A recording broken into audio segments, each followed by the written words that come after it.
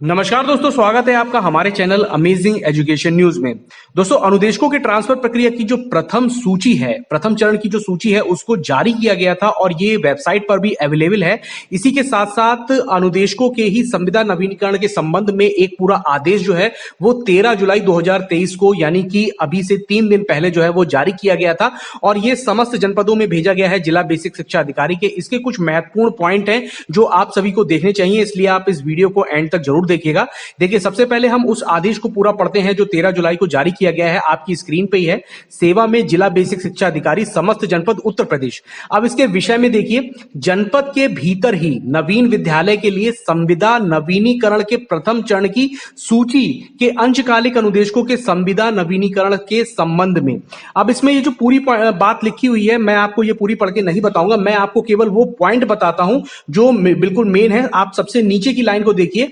जनपद के भीतर ही नवीन विद्यालय के लिए संविदा नवीनीकरण के प्रथम चरण की सूची के अंशकालिक अनुदेशकों के संविदा नवीनीकरण के संबंध में निर्देश निम्नवत हैं। तो आप इसमें देखिए, जो पहला निर्देश है, प्रथम चरण की सूची में किसी अंशकालिक अनुदेशकों द्वारा मांगे गए भारांक के संबंध में साक्ष्य अभिलेख परीक्षण में फर्जी और कटुर रचित पाए जाने और कोई गलत तथ्य प्रस्तुत किया जाना प्रमाणित होता है तो जनपदीय समिति से अनुमोदन प्राप्त कर ऐसे अंशकालिक अनुदेशकों का नवीन विद्यालय के लिए संविदा नवीनीकरण आदेश जारी ना किया जाए और ऐसे अंशकालिक अनुदेशकों की सूचना भी जो है वो राज्य परियोजना कार्यालय को 3 दिवस के अंदर उपलब्ध कराई जाए। नंबर 2 पॉइंट पे है,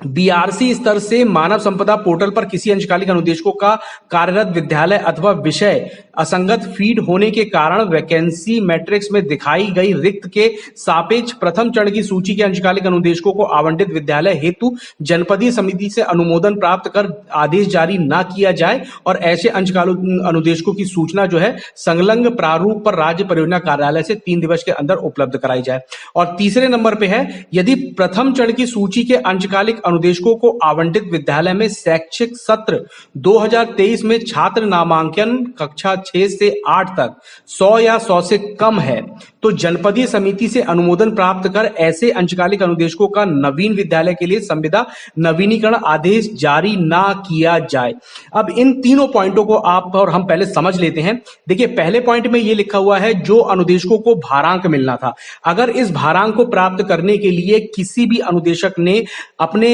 प्रमाण पत्र या फिर जो साक्ष्य हैं वो फर्जी दिए हैं और ये चीज प्रूफ हो जाती है तो जनपदीय समिति से ये कहा गया है कि ऐसे अनुदेशकों का नवीन विद्यालय में जो नवीनीकरण है उसका आदेश जारी नहीं किया जाएगा और ऐसे अनुदेशकों की जो सूचना है वो राज्य परियोजना कार्यालय को 3 दिवस के अंदर दी जाए ताकि उनके ऊपर उचित कार्रवाई भी की जा सके।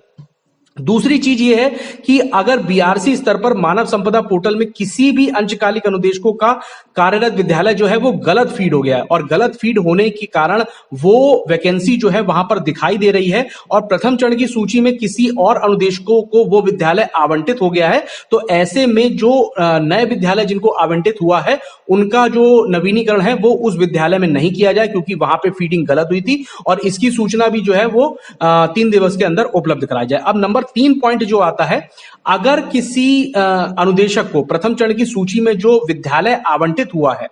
उसमें छात्र संख्या 2023 और 24 के नामांकन के हिसाब से 100 या 100 से कम हो जाती है, यानी कि मान लीजिए किसी अनुदेशकों को एक विद्यालय मिला और उसमें अभी भी छात्र संख्या जो 2023-24 की है वो 100 रही या 100 से कम हो गई, जो पहले शो कर रहा था लेकिन अब 100 या 100 से कम हो गई है, तो ऐसे में भी उन अनुदेशकों का जो मतलब नवीनीकरण किया जा रहा है वो वहां पर नहीं किया जाएगा, उसका आदेश जो है वो जारी ना किया जाए क्योंकि वहां पर भी छात्र संख्या 100 या 100 से कम हो गई। उस चीज को आगे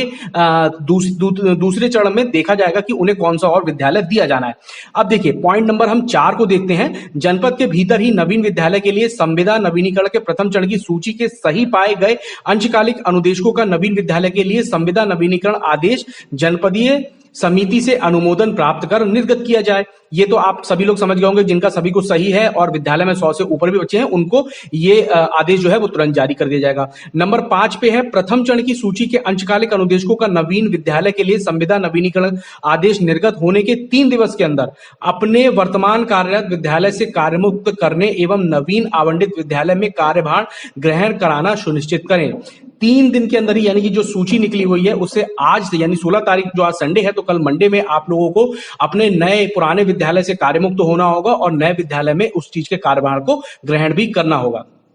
अब नंबर 6 का जो पॉइंट है, नवीन विद्यालय में कार्यभार ग्रहण करने वाले अंशकालिक अनुदेशकों से नवीन विद्यालय में कार्यभार ग्रहण करने की तिथि 31 मई 2024 तक के संविदा अनुबंधन हस्ताक्षरित कराया जाए। 31 मई 2024 तक का जो संविदा पत्र है उस चीज को भरवा लिया जाएगा जब आप नवीन विद्यालय में अपना कार्यभार ग्रहण करेंगे। अब नंबर 7 पे जो पॉइंट लिखा हुआ है, नवीन विद्यालय में कार्यभार ग्रहण कर चुके अंशकालिक अनुदेशकों के मानदेय भुगतान हेतु पूर्व में कार्यरत विद्यालय एवं ब्लॉक से विवरण अनिवार्य विलोपित किया जाए। यदि कार्यमुक्त होने के बाद की अवधि का उक्त अंशकालिक अनुदेशकों को अपने पूर्व के विद्यालय एवं ब्लॉक से मानदेय भुगतान किया जाता है तो संबंधित खंड शिक्षा अधिकारी इस हेतु उत्तरदायी होंगे और तत्क्रम में उनके विरुद्ध आवश्यक कार्रवाई संपादित की जाएगी। यानी कि नवीन विद्यालय में आपका जो ब्लॉक चेंज हो रहा है, आपकी जो आगे जाके पावना जाएगी, उन सभी से जितना भी संबंधित कार्य है उन सभी को आपके नए ब्लॉक के हिसाब से ही किया जाएगा। और ऐसा ना करने पे, ऐसे उसमें देर होने पे या फिर किसी भी ऐसे अंशकालिक अनुदेशक का संबंधित में आता है तो जो खंड शिक्षा अधिकारी हैं वो उस चीज के उत्तरदायी होंगे और उन्हीं के विरुद्ध जो है वो कार्रवाई भी की जाएगी। अब देखिए नंबर 8 पॉइंट पे है, नवीन विद्यालय में कार्यभार ग्रहण कर चुके अंशकालिक अनुदेशकों का 1 सप्ताह के अंदर संबंधित खंड शिक्षा अधिकारी द्वारा मानव संपदा पोर्टल पर सर्विस हिस्ट्री अध्ययन कराना सुनिश्चित किया जाएगा। देखिए अब आप जब नए विद्यालय में अपना कार्यभार ग्रहण कर लेंगे तो आपका जो मानव संपदा पोर्टल पर आपका जो डेटा है, जो आपकी पूरी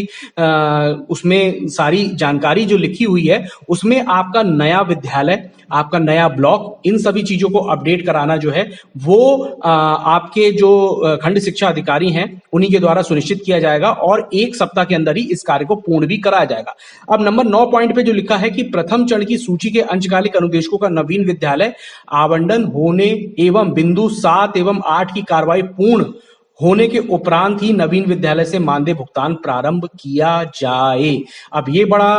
अच्छा पॉइंट है क्योंकि जो ऊपर के 2 पॉइंट अभी मैंने आपको बताए थे, पॉइंट नंबर 7 और पॉइंट नंबर 8, जिसमें मानदेय भुगतान आपके ब्लॉक और सब चीजों को चेंज कराने के संबंध में था, और पॉइंट नंबर 8 में जो था वो ये था कि जो आपका मानव संपदा पोर्टल है उस पे जो आपका डेटा है उसको अपडेट कराने के संबंध में था कि आपका विद्यालय चेंज हुआ है, आपकी जो नया ब्लॉक होगा वो चेंज हुआ है, सारी चीजें चेंज हुई हैं। तो वो दोनों चीजें जब तक अपडेट नहीं हो जाएंगी तब तक आपका नवीन विद्यालय से मानदेय भुगतान जो है वो प्रारंभ नहीं किया जाएगा।